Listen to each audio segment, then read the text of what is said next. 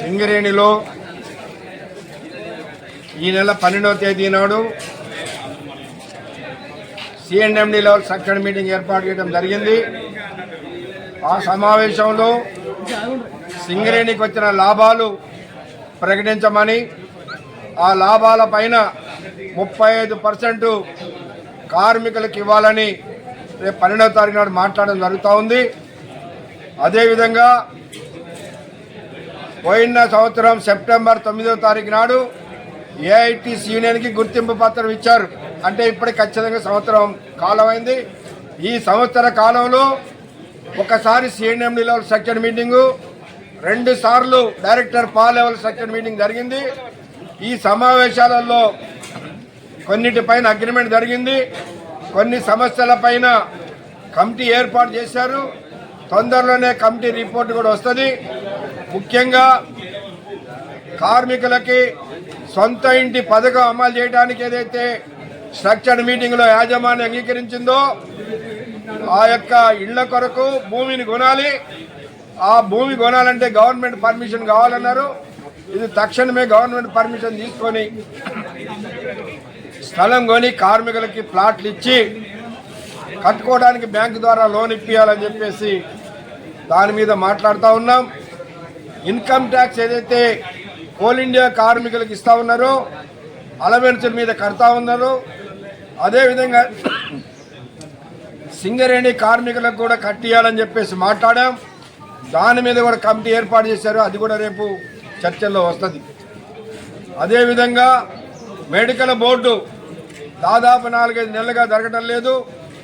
Medical బోర్డులో అవకతవకలు జరిగినాయని police case అయింది, సిబిఐ కేసు అయింది. ఆ ఏసీబీ కేసు వల్ల ఇది ఆగింది. సరే, అది ఎవరైతే దానికి బాధ్యులయ్యారో వాళ్ళ మీద చర్య తీసుకోండి, కానీ బోర్డు జరపాల్సిందే అని డైరెక్టర్ పాతో మాట్లాడాం. ఈ సెప్టెంబర్ నెలలో మెడికల్ బోర్డు జరుపుతామని ఒప్పుకున్నారు.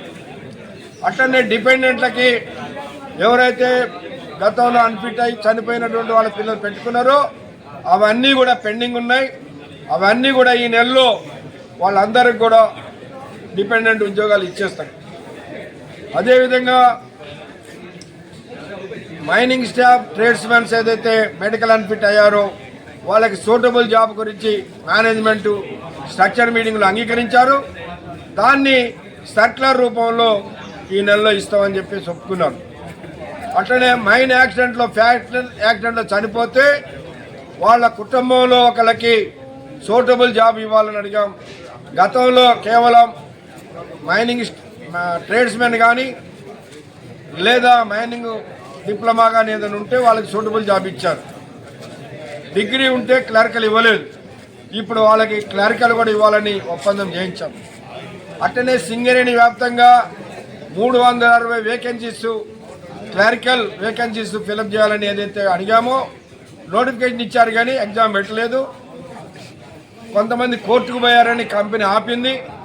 మేమేమంటున్నాం అంటే కోర్టులో కేసు డిసైడ్ అయ్యేవరకు 4 సంవత్సరాలు పట్టచ్చు, 5 సంవత్సరాలు పట్టచ్చు.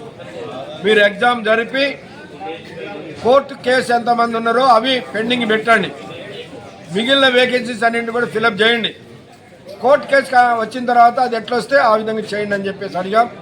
దాన్ని కూడా పరిష్కారం అవుతుంది. అదేవిధంగా ఇంకా కొన్ని సమస్యలు ఏదైతే స్ట్రక్చర్డ్ మీటింగ్లు అంగీకరించారో అవన్నిటిని కూడా సర్క్యులర్ రూపంలో ఇప్పిస్తామని చెప్పేసి, ఏదైతే జేఎంఈటీలు డిస్మిస్ అయ్యారో వాళ్ళందరూ కూడా అగ్రిమెంట్ చేశారు. సర్క్యులర్ కూడా వచ్చింది. వాళ్ళందరూ కూడా ఈ నెలలో దరఖాస్తులు పెట్టుకుంటారు. వాళ్ళందరూ కూడా ఉద్యోగాలు వస్తున్నాయి. అట్లనే ఆబ్సెంటిజం మీద డిస్మిస్ అయిన కార్మికులు కూడా అవకాశం ఇవ్వన్నాం. 5 సంవత్సరాల కాలంలో ఏ ఒక్క సంవత్సరంలో 100 మాస్టర్లు ఉంటే వాళ్ళందరికీ ఇవ్వాలని అడిగాం. దాని మీద స్ట్రక్చర్ మీటింగ్లు అంగీకరించారు. దానికి కూడా సర్క్యులర్ వస్తుంది. దాన్ని కూడా పరిష్కారం చేస్తామని తెలియపరుస్తాం.